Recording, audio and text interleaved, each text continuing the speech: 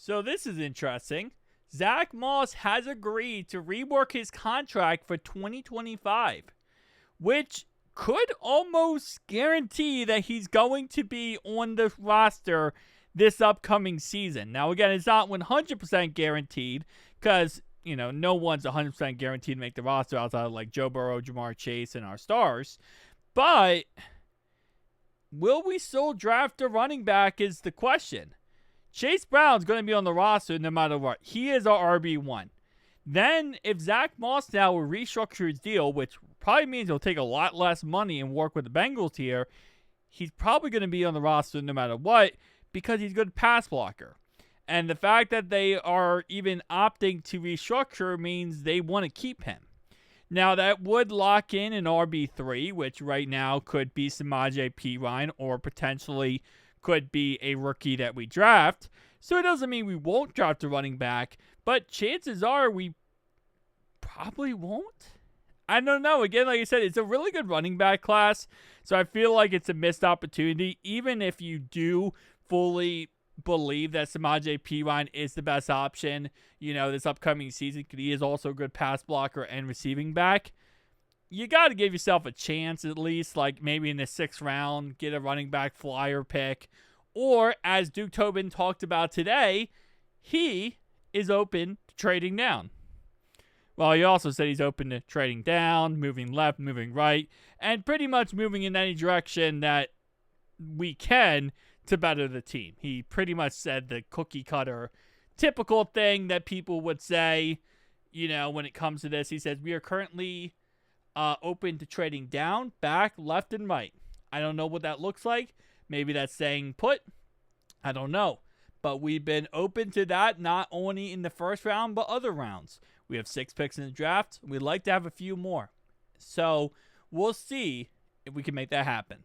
Now, again, that's a cookie cutter response. Like, you ask any coach, GM in the league, that's exactly what they're going to tell you. Because you never say never, right? So, I'll be interested to see how this ends up working out. Now, we don't know what the contract restructure looks like yet. Again, they're going to restructure now, and they're going to figure something out. But he is currently sitting on a $4.816 million contract. So, restructuring that might boop him down a little bit. And maybe they add another year to his contract. He is 28 years old, so maybe they restructure the 1 year left, and maybe they do like a 2-year deal, and it's a lot less money. I guess we'll have to wait and see. My guess is if they are restructuring and he agreed to this, then most likely they probably approached him about potentially, hey, we might cut you or get rid of you. So let's restructure your contract and, make sure you're on the roster pretty much. I'm going to assume that. Now, they're not asking him, in theory, to take a pay cut. That's not what the post is. That's not what it says on this thing. It says a restructure, not a pay cut. Pay cut and restructure are completely different things. Restructure is you taking one contract, you're changing it around, maybe adding a couple years to make it different. Pay cut is like, hey, you're making way too much money. You're going to have to take less money. Okay? You can take a pay cut and still stay on your current contract. So, I'll be interested to see how this ends up working out. But Zack Moss, probably on the roster moving forward. I know not everyone's going to be excited about that because not a lot of people, but there's a good amount of people who wanted him cut. Especially, again, with this upcoming running back class.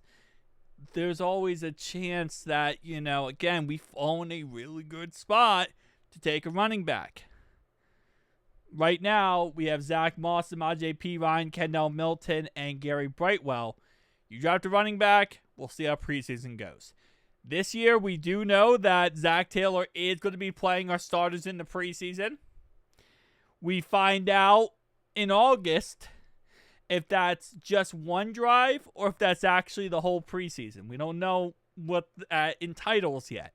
We have to wait and see. It's like a spoiler alert of what it's going to be, but we're hoping it's more than just one drive, which last year he said he's going to start our starters in the preseason, and they only played one drive in the first game.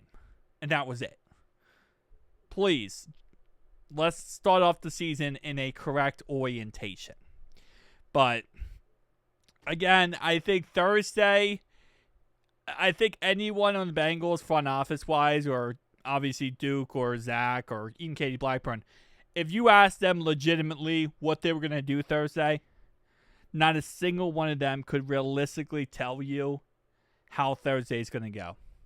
Because nobody knows. At the end of the day, we might be in a position, and this theory I'm going to say right now would not happen. But let's say in theory, right, Abdul Carter, something happens Thursday where a video comes out of Abdul Carter, I don't know, smoking. I don't want to say smoking because nowadays it's kind of more normal. But let's say he did something where it's not like awful, but it makes him drop. There's always a chance we take him, right? Maybe he got injured. Something happened with injury concerns, right? Anything, right? I mean, again, so like, in theory, we have a general idea of who's going to be available at our pick. All it takes is one player to get thrown in the mix and everything changes. Let's say, for example, you have Cam Ward. Let's say Sanders goes number 2. That's going to throw everything into a crazy spiral because now Travis Hunter is pick 3. Then let's say Milroe goes to the Saints.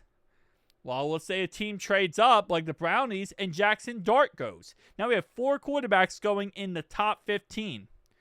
That means there's going to be a player who comes to us who we never in a million years thought we'd get, but we might get.